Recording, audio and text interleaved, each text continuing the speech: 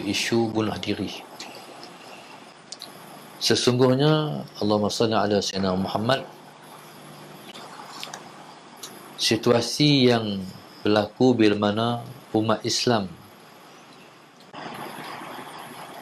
sanggup untuk bunuh diri, berarti keadaan situasi sesungguhnya sangat gawat. Tahun lepas, maklumat yang kita terima daripada isu bunuh diri ialah 200 orang semenjak daripada PKP yang pertama. Tahun ni maklumat yang kita peroleh dah menjangkau 2,000 orang. Tu yang kita dapat laporan. Mungkin dia akan pergi, kalau tak diselamatkan segera, dia akan pergi lebih daripada itu sampai 5,000, 6,000, 10,000, 20,000 kalau tak diselamatkan segera.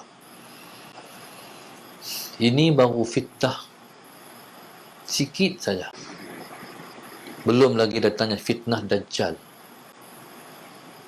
Zaman Dajjal itu akan berlaku kemarau yang sangat dahsyat. Allahumma salli ala sayyidina Muhammad. Kemarau ni isu apa? Kemarau adalah isu air. Air tak ada. Jadi kalaulah situasi air tak ada ni lebih gawat. Hari ni air masih ada. Macam mana kalau air tak ada?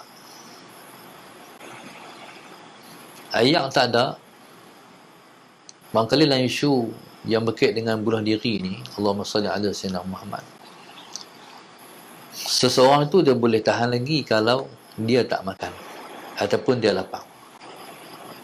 Tapi kalau dah melibatkan anak-anak dia lapar, jadi itulah yang mendorong seseorang itu bunuh diri. Allahumma salli ala sayyidina Muhammad. Dia tidak ada solusi dalam hidup dia. Dia tidak ada satu penyelesaian terhadap hidup dia. Allahumma salli ala sayyidina Muhammad. Puncanya sebab umat Islam hari ini berada dalam satu situasi dia panggil krisis rapuh akidah. Krisis rapuh akidah. Allahu Akbar. Maka kesan sebenarnya ialah daripada sistem pendidikan kita sendiri. Sebab situasi manusia, bila mana manusia tidak kukuh akidahnya, maka dia memberi kesan jangka panjang terhadap masa depan manusia. Maka sebab itu akidah jadi suatu keperluan dalam pendidikan. Allahumma salli ala sayyidina Muhammad. Pendidikan arus perdana pada hari ini, Allahumma salli ala sayyidina Muhammad, lebih mementingkan keduniaan daripada keakhiratan. Pelajar-pelajar yang mengaji, yang belajar di sekolah agama ke ataupun di sekolah menengah biasa ke, yang dijanjikan ialah lulus periksa. Allahumma salli ala sayyidina. Pelajar mesti lulus periksa, mengaji untuk peperiksaan. Dia panggil exam oriented. Allahumma salli ala sayyidina Muhammad. Kalau itu yang ditanam dalam jiwa pelajar di sekolah, maka malanglah untuk masa depan umat. Allahumma salli ala sayyidina Muhammad. Maksud saya, pendidikan ni dia bukan hanya pendidikan Islam, itu satu program yang kita progreskan untuk menanam akidah, tak cukup. Maksudnya semua subjek mesti dijuruskan kepada akidah, kait dengan Allah. Itulah sistem yang ada pada hari ini, yang menyebabkan jangka panjangnya rakyat Malaysia, umat Islam di Malaysia menghadapi krisis rapuh akidah. Allahumma salli ala Sayyidina Muhammad. Baru ni saya dengar satu gereja di Malaysia. Waktu orang tak ada makan, nak makan tak ada, mereka pergi gereja. Gereja ni, dia kata, dalam situasi hari ini, kami bagi bantuan sebab atas peri kemanusiaan. Bukan, Allahumma salli ala Sayyidina Muhammad, bukan kami kira sangat dah kepada agama. Jadi atas situasi ini, Allahumma salli ala Sayyidina Muhammad.